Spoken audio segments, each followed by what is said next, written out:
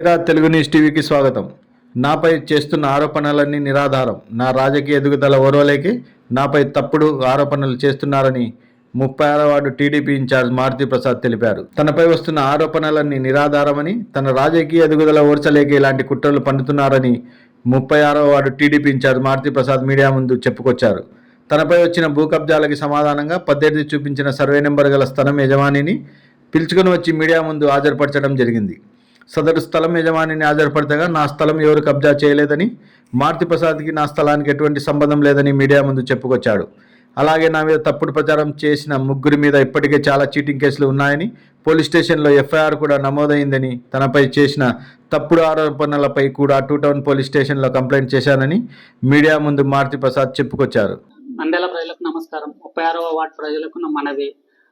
దుండగుల Maruthi Prasad Babu alias Maruthi Prasad 36వ ward TDP incharge అని చెప్పుకొని తిరుగుతున్న ఇతను వీడిపై ఉన్న కేసులు కొన్ని ఉన్నాయి. ప్రజలు అప్రమత్తంగా ఉండాలని కోరుతున్నాను. వీడిపై ఉన్న కేసులు ఐపీసీ సెక్షన్ 420 అనగా వేరే వాళ్ళ ఆస్తిని ఆక్రమించుకోవడం, మోసం చేయడం క్రిందికి వస్తుంది. అలాగే సెక్షన్ 465 అనగా డాక్యుమెంట్స్ని ఫోర్జరీ చేయడం, వారిపై ఉన్న ఆస్తులను వీళ్ళు ఆక్రమించుకోవాలని చూడడం. సెక్షన్ 468 అనగా ప్రజలను చీటింగ్ చేసి మోసం చేయాలని చూడటం. వీటితో పాటు భూ కబ్జా కేసులు, వరకట్న వేధింపుల కేసు, గృహహింస చట్టం కేసుతో పాటు పలు కేసులు నమోదయ్యాయి.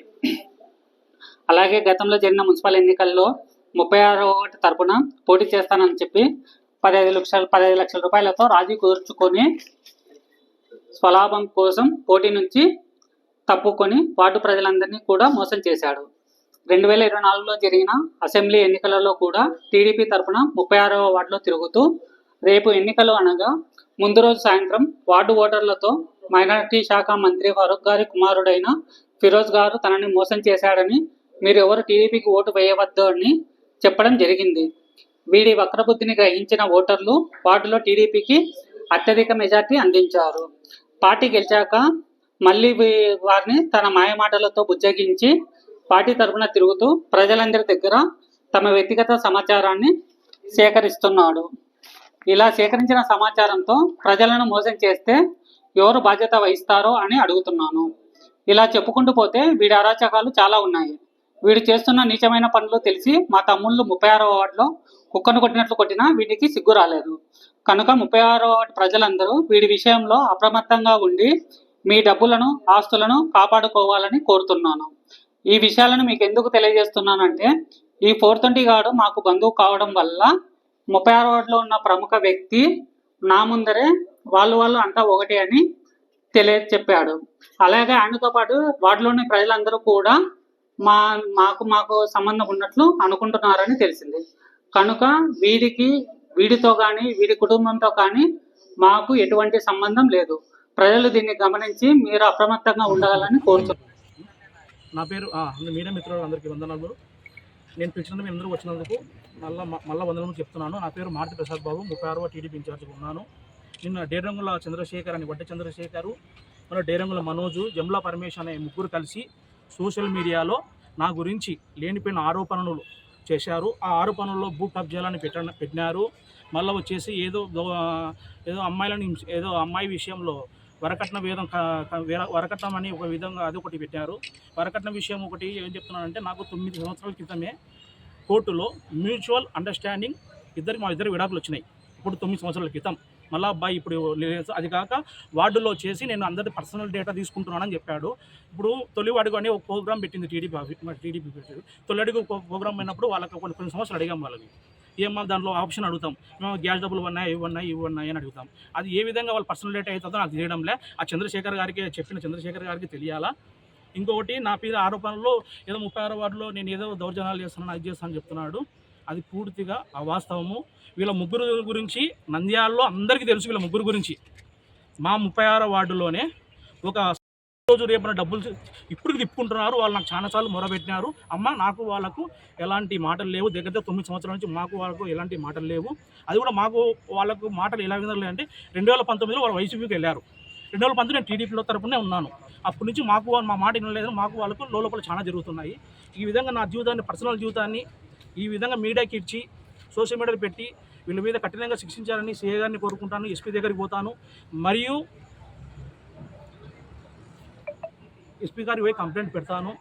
నా మీద మళ్ళీ ఇలాంటి ఆరోపణలు మళ్ళీ జరిగితే వీళ్ళ మీద ఎలాంటి చర్యలు తీసుకోవాలని నేను ఎస్పీ గారు కూడా కోరుకుంటాను.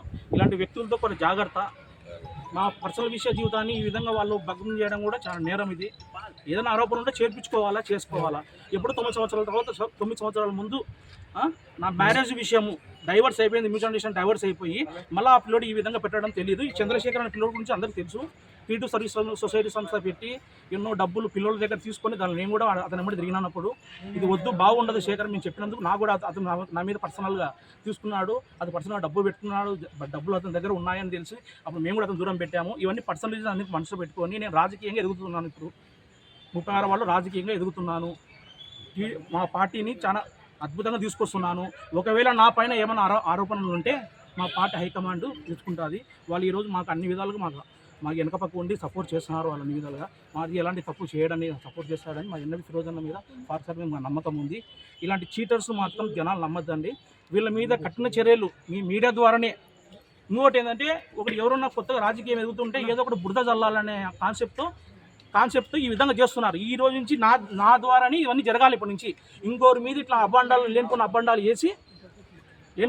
వేసి మళ్ళీ ఈ విధంగా సృష్టించడం అనేది ఇంకోరికి జరగకూడదు. దయచేసి అలాంటి చీటర్స్ని మమ్మల్ని అన్నాడు కదా అతను చాలా నిన్న వాడు వీడని ఎన్నో అన్నాడు, కానీ మాకు అలాంటి అలవాటు లేదు. వ్యక్తిగతంగా మేము ప్రజలతో కలుపుకొని పోతాం, ప్రజలతో ఉంటాము, ప్రజలతో కలుపుకొని పోతాము. వాళ్ళు నా ఎమ్మడి తిరిగే టీడీపీ కార్యకర్తలు కూడా బెదిరిస్తున్నారు. ఈయన శేఖర్ రెడ్డి ఆయన లాస్ట్ టైం వచ్చేసి 98 బూతులు ఇన్ఛార్జ్గా ఉన్నాడు, 1 year అయింది. ఇతనైతే దారుణంగా అటాక్ చేసినారు. ఇంకొకటి ఈ మనోజ్ ఉన్నాడు కదా, ఈ మనోజు ఈ పరమేశ్వర్ అబ్బాయి మీద మా కుటుంబ సభ్యుల మీద అటాక్ జరిగి ఈయన మీద అటాక్ జరిగింది. 2 FIR కేసులు ఉన్నాయి వీళ్ళిద్దరి మీద. మా కుటుంబం మీద FIR కేసులు 2 ఉన్నాయి వీళ్ళిద్దరు. 2 FIR కేసులు. ఈ రోజు కూడా FIR తయారవుతుంది. ఈ రోజు కూడా 2 FIR కేసులు ఉన్నాయి వీళ్ళ మీద. వీళ్ళు వ్యక్తిగతంగానే నన్ను టార్గెట్ చేసినారు. నా రాజకీయ ఎదుగుదలను వీళ్ళు ఓర్వలేకనే ఈ విధంగా చేస్తారు. వీళ్ళ హిస్టరీ అన్నో ఇప్పుడు నేను మీడియాకి వచ్చా కదా, వీళ్ళ బాధితులు ఎంతమంది ఉన్నారో అందరూ నిదానికి ఒక్కొక్కరు వస్తారు. అది కూడా అన్ని విషయాలు తెలుస్తాయి. వీళ్ళు అన్నారు 36 వార్డులో నేను ఏదో చేసినాను అంటున్నారు కదా, వీళ్ళు స్వయంగా ఒక సాగల వాళ్ళకి 1,60,000 చూసుకుని ఇంతవరకు డబ్బులు ఇవ్వాలి. రజకా వాళ్ళు ఈ విధంగా ఒకరు చూసి డబ్బులు ఇంత నుంచి వాళ్ళు తిప్పుకుంటున్నారు. వాళ్ళు కూడా వస్తున్నారు, బట్ ఏదో టైం లేక వాళ్ళు రాలేకపోయినారు. ఈయన వచ్చేసి బట్ అది ల్యాండ్ ఏదో కబ్జా అని చెప్పాడు. అండర్ 237, 218 పెట్టాడు. ఆయన అసలు కొన్నారు.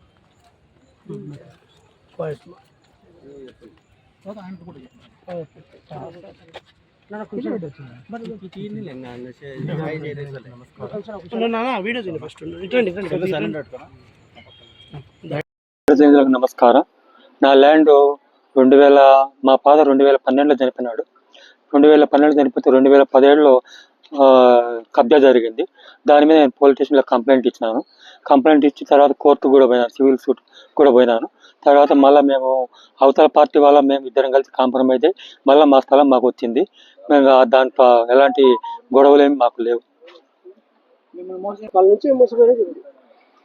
మారుతి కూడా మోసపోయాడు కదా, నా ల్యాండ్ నాకు వచ్చింది. అవతల వ్యక్తి కూడా మోసపోయి దొంగతనంగా రిజిస్టర్ అట్లా జరగడం జరిగింది. వాళ్ళకు కూడా నా స్థలం నాకు వచ్చింది కాబట్టి నేను ఈ విషయంలో కాంప్రమైజ్ మాకు అతనికి ఎలాంటి గొడవలు లేవు. అన్న, మీడియా మిత్రులకు అందరికీ నమస్కారం అన్న. నా పేరు చంటి, 36వ వార్డు ఇన్ఛార్జ్ తమ్ముడిని నేను. 98వ బూత్ నాది. దీంట్లో వడ్డే చంద్రశేఖర్ అని క్రియేటివ్ సర్వీస్ అబ్బాయి వీడు ఎన్ని మోసాలు చేసినాడంటే అన్ని మోసాలు చేసినాడు. క్రియేటివ్ సర్వీస్ సొసైటీ పేరు పెట్టుకొని ఎంతోమంది ఆడపిల్లల జీవితాలు నాశనం చేసినాడు, ఎంతోమంది నాశనం చెప్పినాడు. వీళ్ళ తమ్ముళ్ళు ఇద్దరు కలిసేసి వార్డులో 2 ప్రెస్ వాళ్ళకి మీ ప్రెస్ వాళ్ళకి 2 మోసం చేసినాడు. దొంగ పట్టాలు పుట్టించి ఇప్పుడు కూడా 2 పేరు మీద నందమూరి నగరం 4 బిట్లు ఉన్నాయి, గిద్దలూరు వాళ్ళకి కబ్జా చేసినారు. అవి వేరే వాళ్ళ పేరు పెట్టి ప్రెస్ వాళ్ళకి 2 దగ్గర మోసం చేసినారు. 2 లక్షలు పెట్టుకొని వాళ్ళ కాడ 2 లక్షలు, ఇంటి కాడ 2 లక్షలు పెట్టుకొని అట్లా వార్డులో 4 మంది వైశాస్కి 2 మోసం చేసినారు. ప్రెస్ వాళ్ళకి 2 మోసం చేసినారు. వార్డులో మొత్తం మోసాలు చేసేది వీళ్ళు. వీళ్ళ గురించి ఎవరు ఎంక్వైరీ చేసుకున్నా కానీ వార్డులో మొత్తం చెప్తారు. డబ్బులు ఇస్తే తిరిగి రావు. వీళ్ళ గురించి వీళ్ళ కుటుంబం గురించి అందరికీ తెలుసు.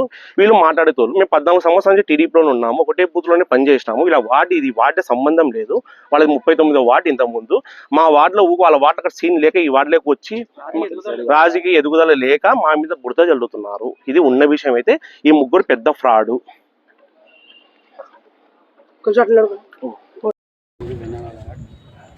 ఇంతకుముందు 1 year అవుతుంది, వినాయక చవితి అవుతుంది. బెమ్ర పరమేశ్వర్ అసలు ఎవరో మనోజు వాళ్ళ ఫ్యామిలీ ఎవరో నాకు తెలియదు యాక్చువల్గా. ఏమంటే 36వ వార్డులో మనం వినాయక చవితి బొమ్మ దగ్గర ఉండింటి. బాబుని పిలుచుకొని వచ్చినాను. బాబును ఎట్టడం మిస్ అయినాడు. అక్కడ దొంగల పైన కొడితే కాలుతో అట్నే ట్రాన్స్ఫార్మర్ బ్యాక్ సైడ్ ఉన్నది. మేము మిస్ అయ్యి ఈ క్యాండిడేట్ ఎఫ్ఐఆర్ కూడా ఎమ్మడే బుక్ చేసినాను. కానీ స్టేషన్లో కూడా పట్టుకుని చేస్తామని అన్నారు సార్, ఇంత ఎస్ఐ సార్. కానీ ఇంతవరకు ఏం చెప్పలేదు. కానీ ఎఫ్ఐఆర్ అయితే బుక్ అయింది. ఏమో లేని మాకు కాంప్రమైజ్ అనుకోని అని అంటారు. ఇది ఒకసారి జరిగింది. మళ్ళీ ఇప్పుడు వినాయక చవితి కూడా మళ్ళీ ఏమైనా జరుగుతాయేమని కూడా డౌట్ వస్తుంది. తిరగాలని కానీ అక్కడ కష్టమే మా 30 వార్డులో. అతనికి వాళ్ళకి అసలు సంబంధమే లేదు. అసలు ఎవరు క్యాండిడేట్స్ కూడా నాకు తెలియదు యాక్చువల్గా. ఏమంటే ఈ మారుతి ప్రసాద్ 30 వార్డు ఇన్ఛార్జ్ ద్వారా మనం తిరుగుతున్నాం కాబట్టి ఇలా వానికి ఇష్టం లేక అందరినీ బెదిరిస్తే అతను దూరం అయిపోతారు, ఒక్కడే మిగిలిపోతారు అనే టైప్లో అతను ఇంత చేస్తున్నాడు. సత్యాన్ని లైక్ చేయండి, నీతిని షేర్ చేయండి. సైరా తెలుగు న్యూస్ టీవీని సబ్స్క్రైబ్ చేయండి.